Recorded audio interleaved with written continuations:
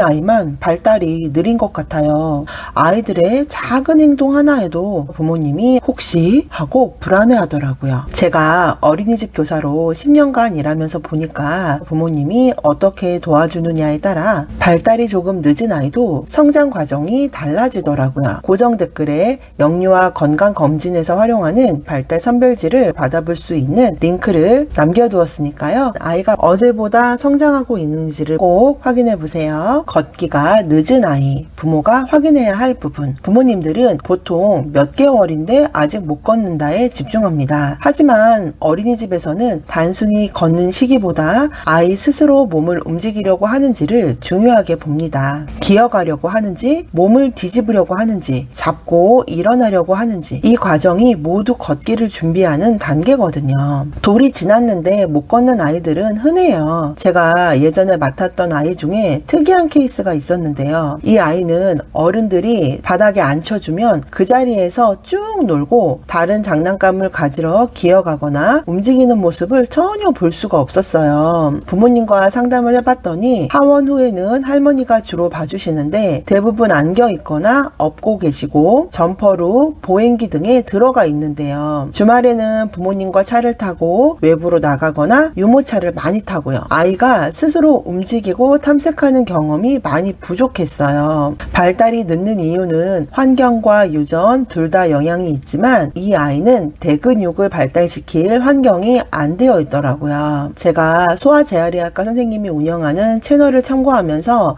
아이의 몸을 움직일 수 있도록 도와주었고요. 부모님도 그 영상을 같이 보고 집에서 노력을 많이 해주셨어요. 안전한 공간에서 충분히 기어다니게 하고 잡고 설 수 있는 환경도 만들어주고 아이가 좋아하는 장난감으로 움직임을 유도하면서 결국 18개월에 걷게 되었답니다.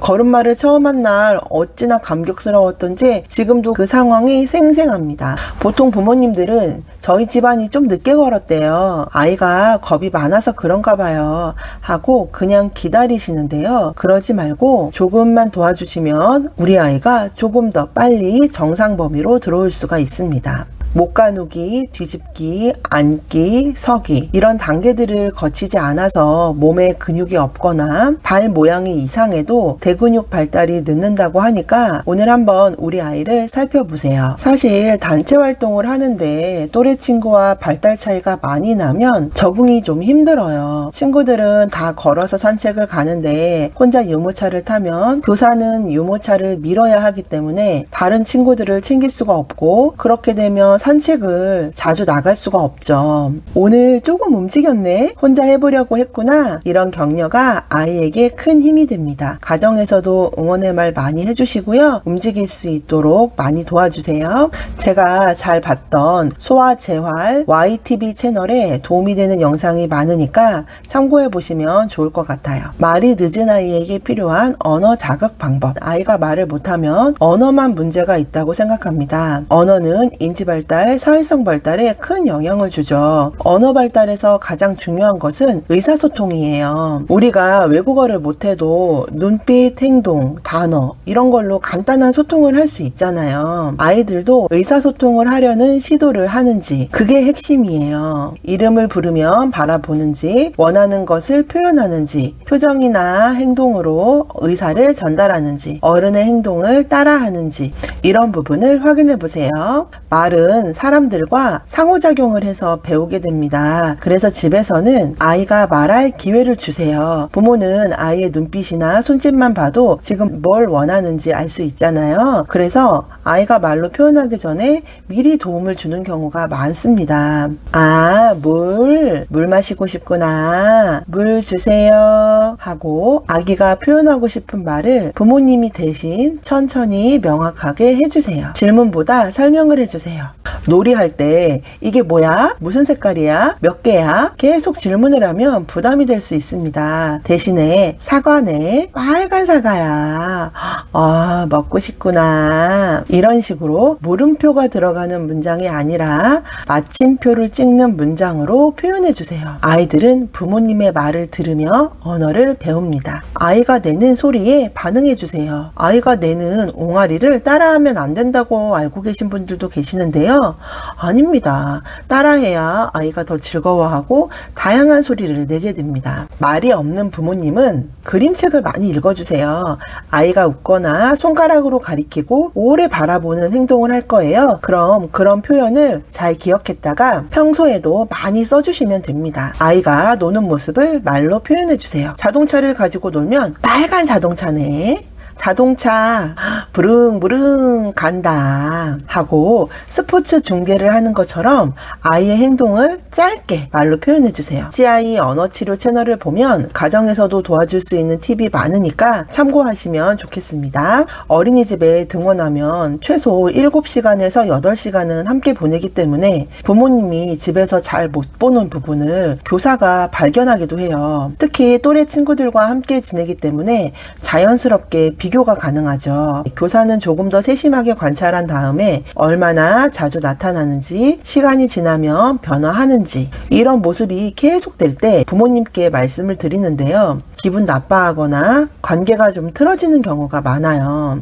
교사가 의사는 아니기 때문에 정확한 진단까지 내릴 수 없는 건 맞습니다. 하지만 경험이 있는 선생님이 이야기를 하면 그냥 지나치지 말고 아이를 좀 더 세심하게 지켜보면서 케어해 주시면 좋을 것 같아요. 그리고 영유아 검진할 때 아이에게 시켜보지 않은 항목이 많거나 검사 당일에 아이의 컨디션이 좋지 않아서 검사를 정확하게 받지 못한 적이 있으실 거예요. 원래 KDST 발달 선별지는 국가건강보험 홈페이지에서 개월수마다 다운받아서 보는 건데요. 일일이 다운받으려면 시간이 많이 걸리니까 제가 4개월에서 71개월까지 전체 내용을 묶어서 준비했거든요.